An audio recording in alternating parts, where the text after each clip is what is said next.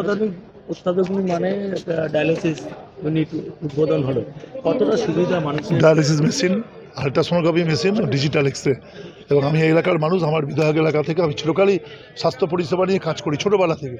সুতরাং আমি যে এলাকায় বাস করি, গরিব অজ্ঞ মুসলিম মানুষ, সংখ্যালঘু মানুষ, উদ্বাস্তু মানুষের বাস, যাদের প্রতিনিয়ত গর্ভবতী মায়েদের ক্ষেত্রে আল্ট্রাসোনোগ্রাফি মেশিন এবং এত পরিমাণে কিডনি পেশেন্ট আসছে যারা মানে করতে পারে, আমরা এটা করছি। এবং শুধু তাই না, প্যারালালি আমরা এখানে স্বাস্থ্যসাথী যাতে অ্যাপ্লাই হয় তা হয়ে গেছে। আরেকটা দেখুন, ভেতরের দিকে দেখুন, 2 কোটি টাকার একটা কনস্ট্রাকশন দাঁড়িয়ে থাকছে।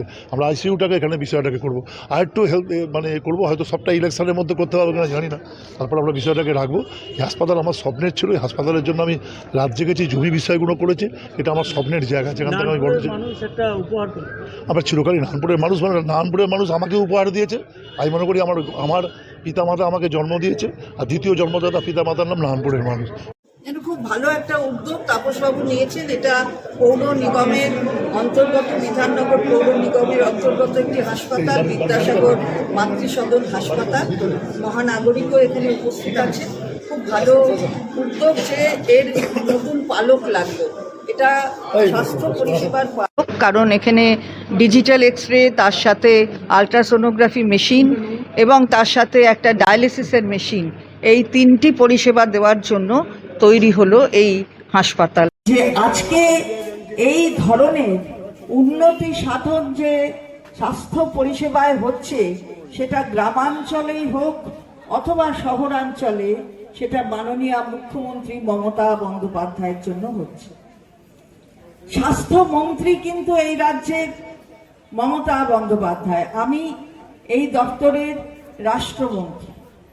মমতা বন্দ্যোপাধ্যায় এমন একজন মানুষ যিনি নিজে চিকিৎসক নন, কিন্তু তিনি বোঝেন যে মানুষকে পরিষেবা দিতে কোন চিকিৎসার প্রয়োজন, এবং সেটা তিনি করেন।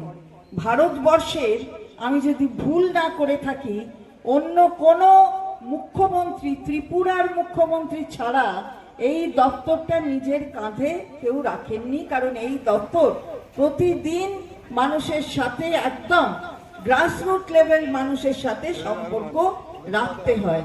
বলবেন, আল্লাহর দোয়া চাইবেন।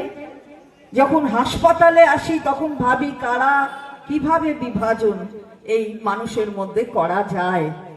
আপনার রোজা, আপনি আল্লাহর কাছে দোয়া চাইবেন। রোজার মাসটা কবে থেকে শুরু হলো? না যেদিন শ্রী রামকৃষ্ণ দেবের তার জন্মতিথি, সেদিন থেকে পবিত্র রমজান মাসের সূচনা হলো। আজকে আপনাদের এই এলাকায় এবং আমাদের বিধাননগর কর্পোরেশনের ভীষণ আনন্দের দিন। এই যে আমাদের এখানে আপনাদের বিদ্যাসাগর মাতৃসদন যে হাসপাতাল, সেই হাসপাতালে আমরা বলতে পারি যে আসার পর মানুষ এই হাসপাতালে আসবার উৎসাহ বোধ করছে, কারণ সুস্বাস্থ্য এখানে পায়।